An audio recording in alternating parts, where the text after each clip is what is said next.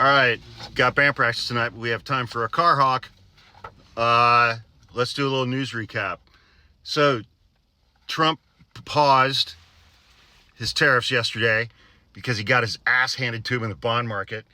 But he said publicly it's because the leaders of 75 countries are beating down his door, wanting to make deals. They're begging him to make deals. They're begging him to make deals. Do you know who hasn't called? Do you know who hasn't called to make a deal? President Xi of China. No trade representatives from China have called the Trump administration to make a deal.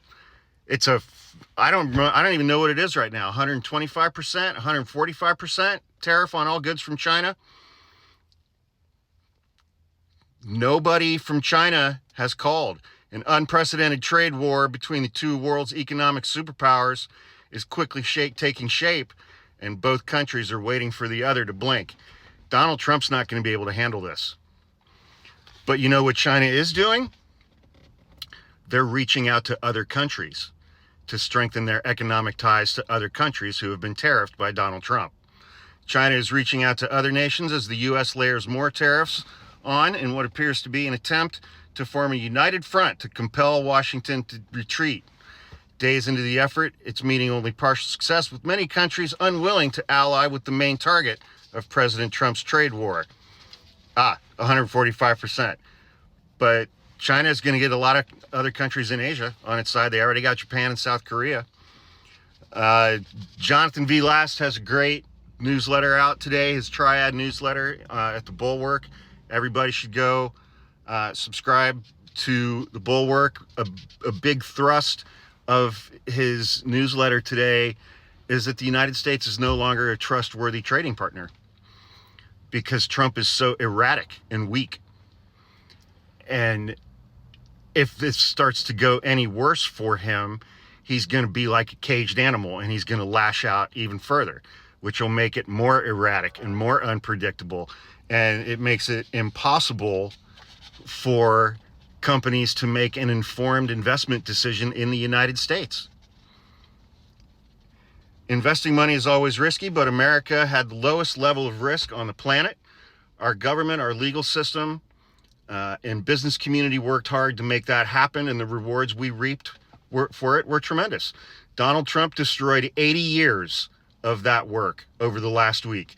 America is now a risky place to do business, a place where the rules change from day to day, where no business can trust the sturdiness of its long-term plans or count on its revenue projections even for the next quarter. Donald Trump destroyed the world's trust in America as a trading partner and in America's markets. Former Fed Chair Janet Yellen said this is the worst self-inflicted wound she's ever seen any administration impose on a well-functioning economy. And the tariff policies could cost the average U.S. household $4,000 a year. So let's move on to some more dumb shit.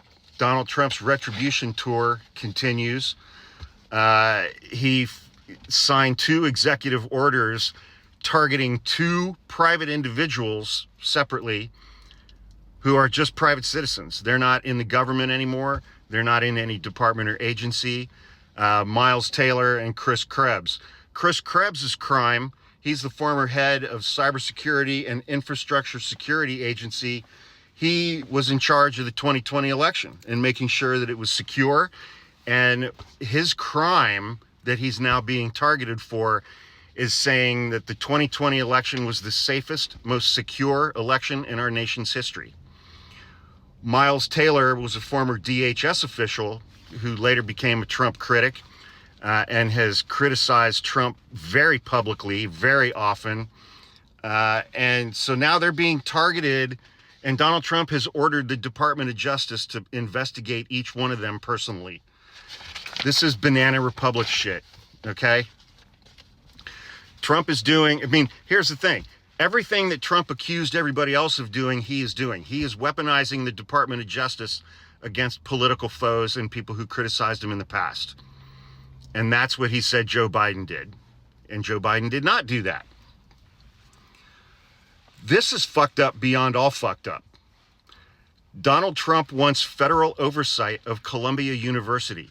This is all because Columbia allowed students to protest against the Israeli military's wholesale slaughter of women and children in the Gaza Strip. And now he wants to take over Columbia University, an Ivy League school. What the fuck?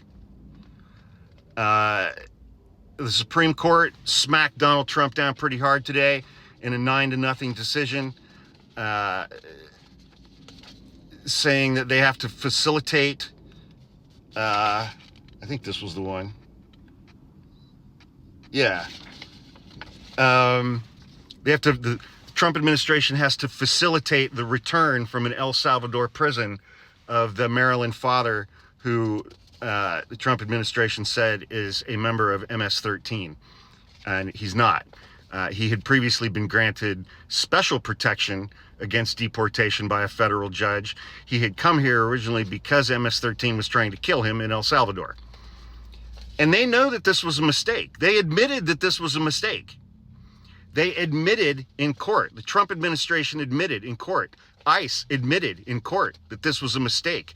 And they're still fighting to keep this guy inside prison in El Salvador. It's fucking heinous, man. Just absolutely heinous.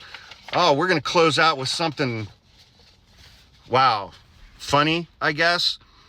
You guys have heard me talk about that All In podcast. It's like 4 Silicon Valley, San Francisco tech billionaires, one of whom, David Sachs, is now Trump's crypto czar.